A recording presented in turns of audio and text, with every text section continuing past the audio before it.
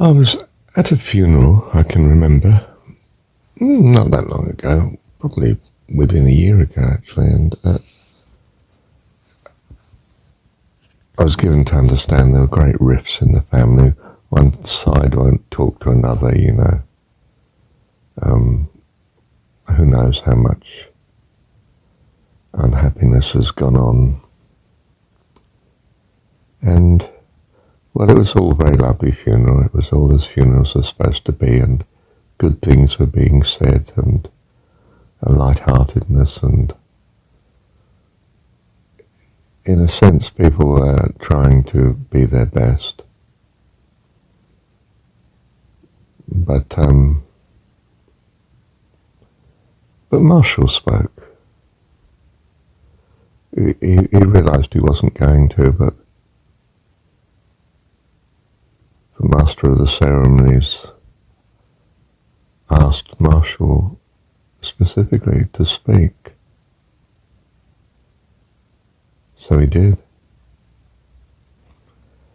He told them that if there's one thing the deceased would be so unhappy about, it's that there was rift and division among them.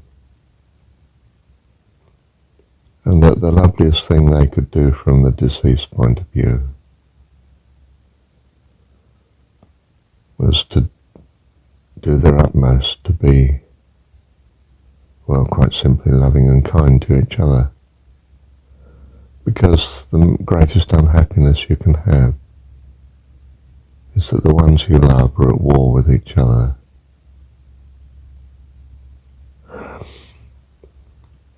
The lady who died, of course, was, as happens at funerals, made out to be a saint that's now left us, you know, gone on to heaven. And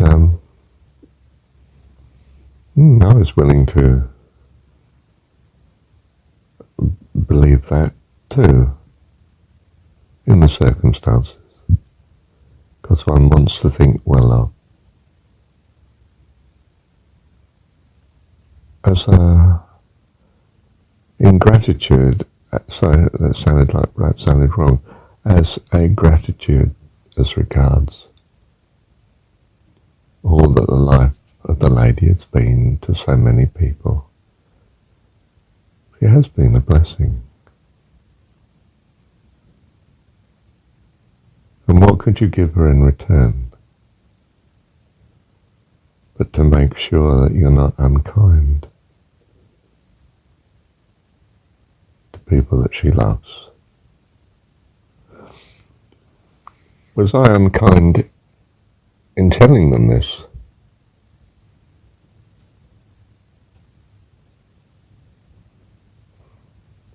I don't think so. I gave them opportunity to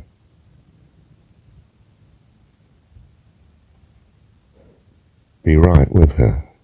I don't mean that, I don't want to mean that in an arrogant way. But to reveal that this is the way to bless the deceased. To continue her care of those she loves. Not be at war with them. I mean, it's very elementary, isn't it? There's nothing that startlingly strange to know. But I think so many there felt it was startlingly strange to be reminded of that. At a time, a funeral, when everything has to be so sort of hunky-dory, so right, so all is lovely and wonderful and there are no problems.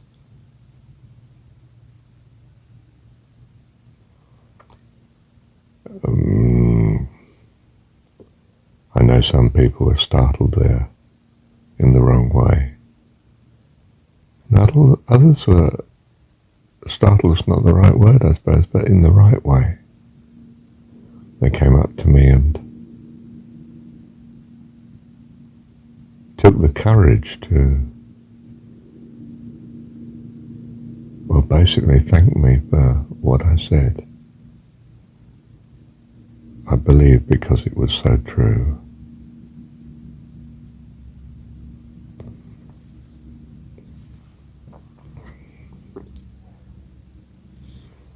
I'm not come to bring peace upon the earth, Jesus says, but to bring a sword.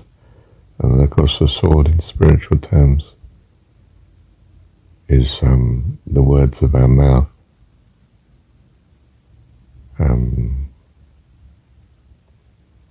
Incredibly effective.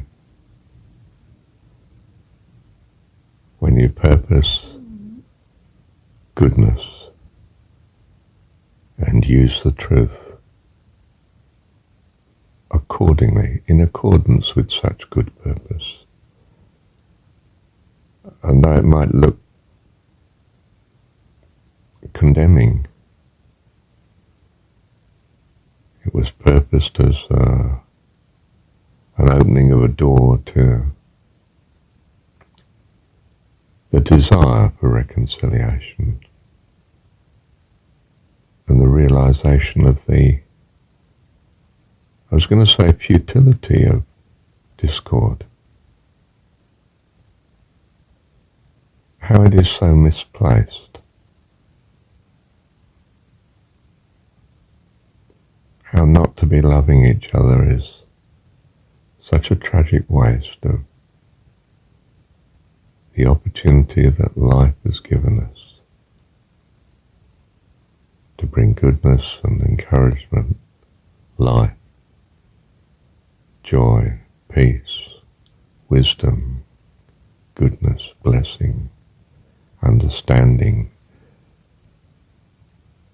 sympathy, empathy, loving kindness.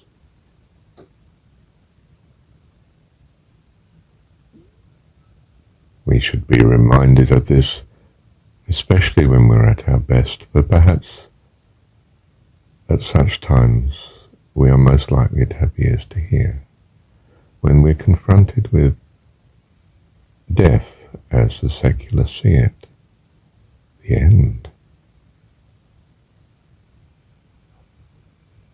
That can feel unbearable and make us cry out for answers. And we have the answers already. We know what would be best. It's just that somehow we seem to miss the mark. It's not deliberate. It's just by default.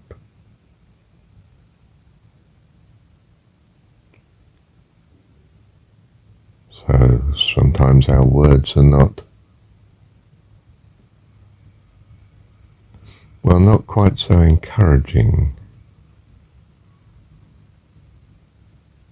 but make encouragement possible and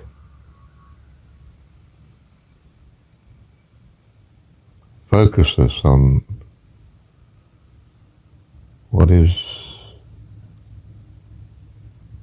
not right, that we are able to put right.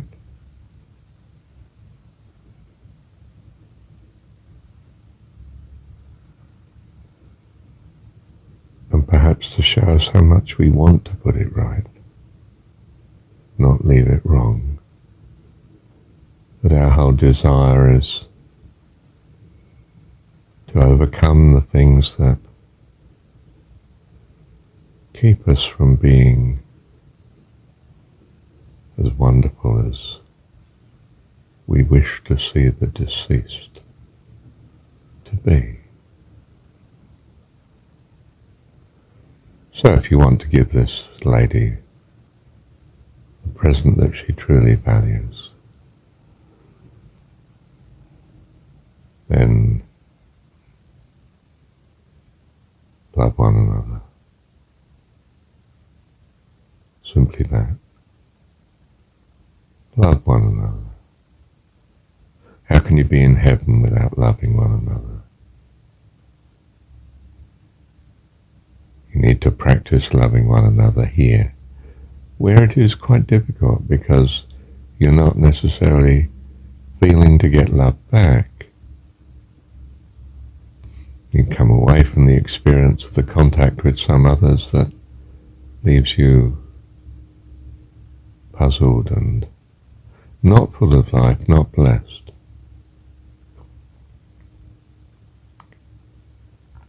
Don't give like for like. Give love where you can, and keep away where you can't.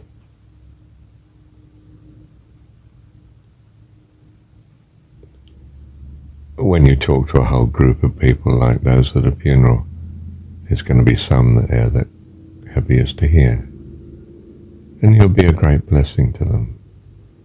And there'll be some that do not have ears to hear and take offence and say how misplaced what you say is at such an occasion. They will find fault.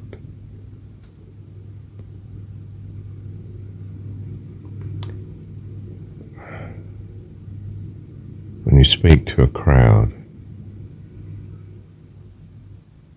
in a sense you want to make sure the crowd is hand-picked, those that have ears to hear. Well, they're more likely to be at a funeral. They're wanting answers. Many of them, but not all. Be of good cheer in the world, you will have tribulation, but I have overcome the world. And that means you can overcome the world because I dwell in you. Your heavenly Father dwells in you.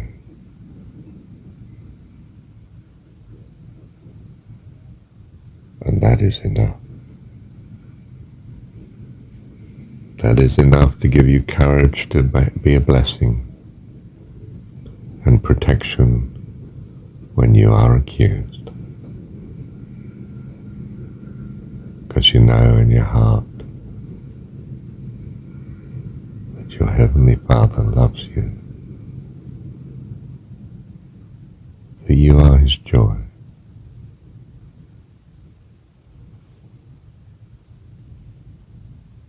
Bless you. Thank you, Dan. Do you see how the tenor of this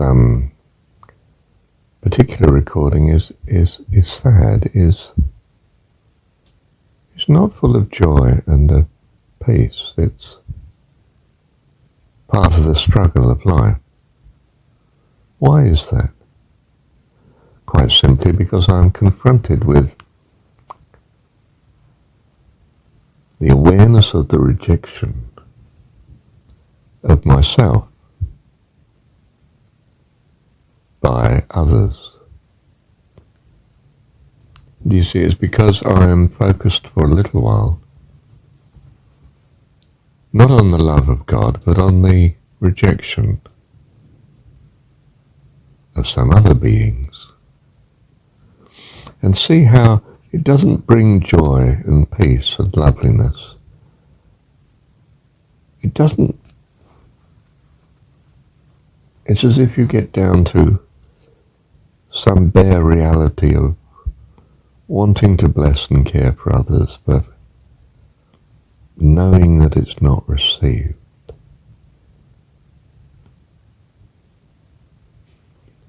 It's not only futile, it's damaging to yourself.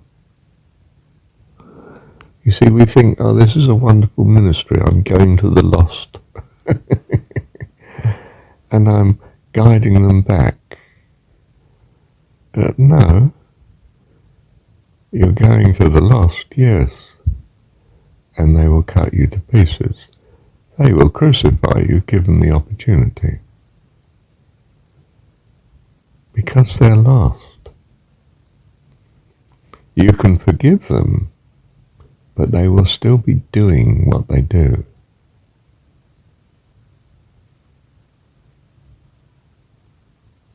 It's not wise to go to those that do not have ears to hear. It is not wise to speak and correct those that do not want to hear, because they won't hear. They will condemn you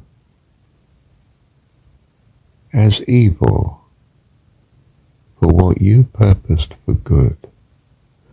That is what persecution of the righteous is about. And you are being righteous. And righteous has become dressed with negativity, that word, that concept.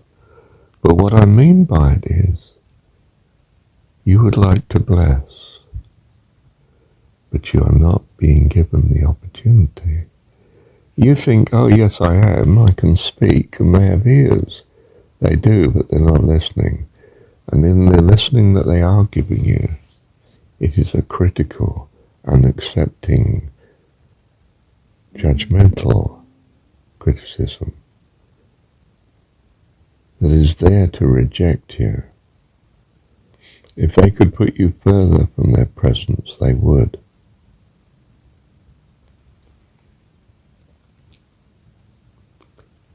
So Jesus goes out into the wilderness to preach. That's an odd thing to do. Surely you go into the middle of a city where there's lots of people to preach. No.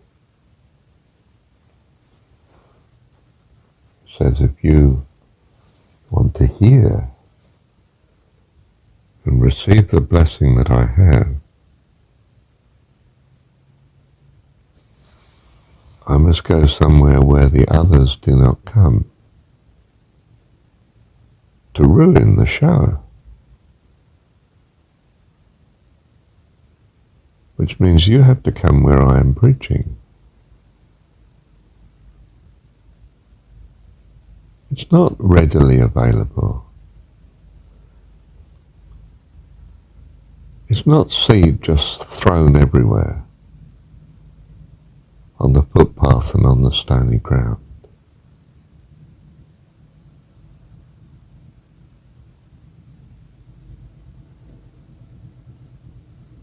It's a treasure. It's to be valued. You need to hunger and thirst after righteousness to receive it. You need to be putting it first. That's what's in the first principle of life, the commandment as it was called. You need to love God, goodness, the personification of goodness, with all your heart, soul, mind and strength,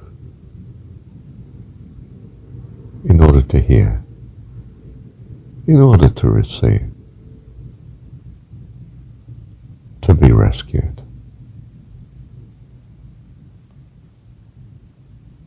In a sense, you need to come to your knees in the old-fashioned penitent way, realizing you're in such great need. Realizing that you're in such great need of the love of God. So you step out into the wilderness to find him, so that the noise and the clamour of the city is not distracting you, but the peace and the beauty of the wild countryside. The absence of those that would keep you in the chains that they suffer from.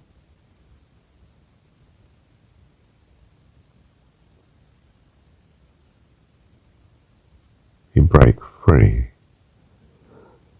In Pilgrim's Progress terms, John Bunyan, you flee from the city of destruction. You leave everything behind. Family, children.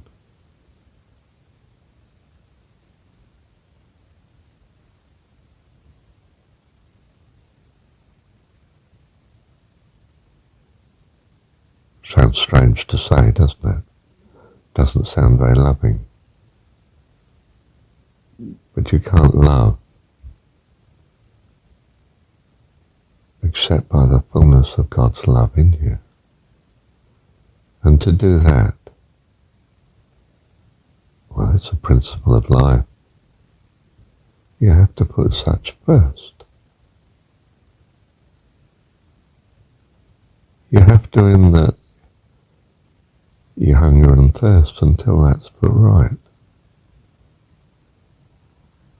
And you're not effective in achieving that which is right.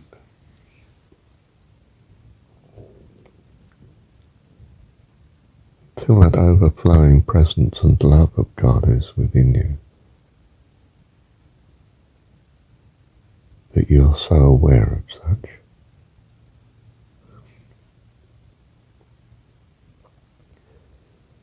Then you can walk on the water, you can walk on the hot coals, you can walk through the fire.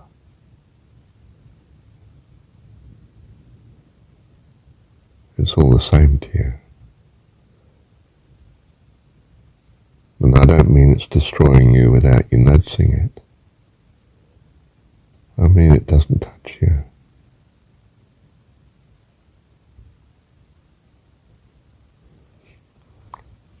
We are spirit.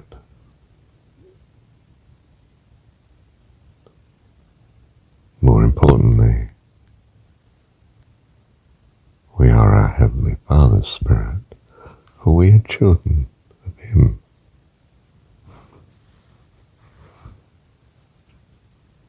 That's who we are, it's where we belong. We are His family.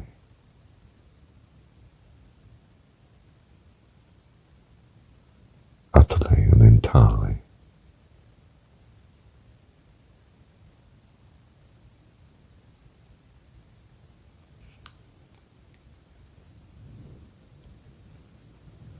We are ever ready to bless and embrace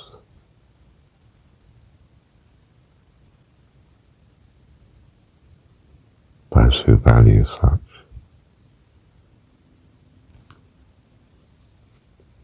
More than anything else.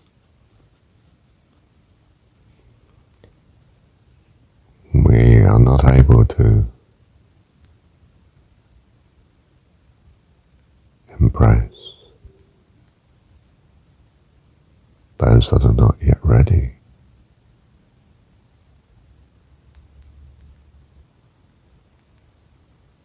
We are eternally casting crumbs from the table to them.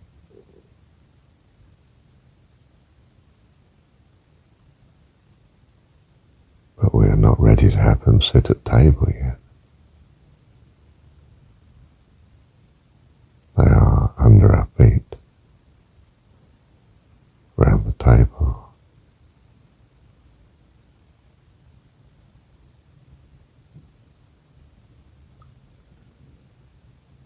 We love and care for the pets, but we can't live with them and like them.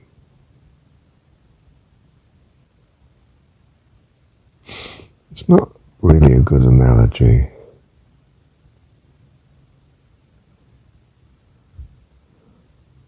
We'd rather see them as children,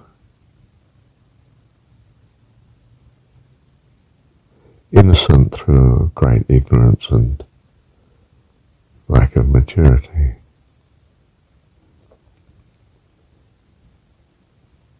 But loved.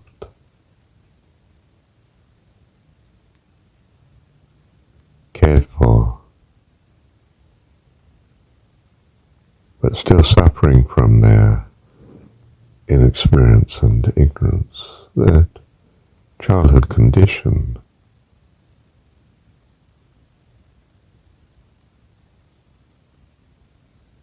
Which is their innocence and their problem. And we're here to help them with the problem.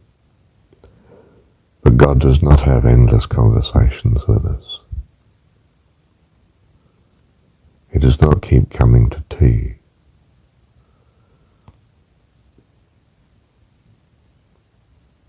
You don't hear Him continually chat to you and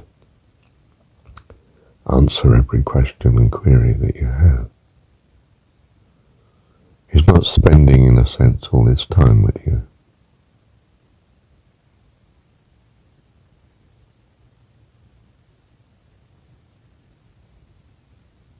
but he is doing and allowing that which is the greatest blessing, which is that you experience this time outside the garden, that you experience the fruits of the tree of the knowledge of good and evil, that you might reject the evil and embrace the good. So he says, come unto me all that are burdened and heavy laden, and I will give you rest. Those that hunger and thirst after righteousness, those that with all their heart want to love God.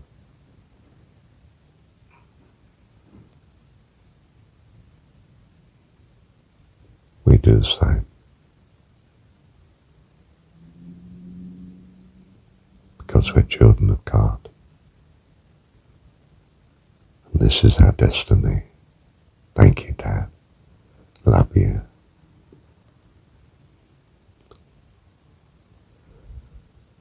Am I to be ever in the street? Ever sent? I don't think so. I am sent purely because it's a blessing to me. There's nothing I do or can do that God can't do without me. It's just that he wants to bless me by sending me. And when he stops sending me but simply takes me home,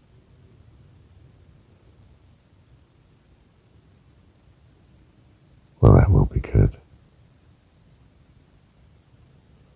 But for the time being, I'm in the classroom.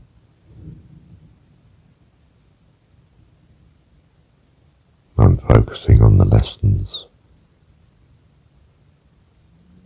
not on building a city here.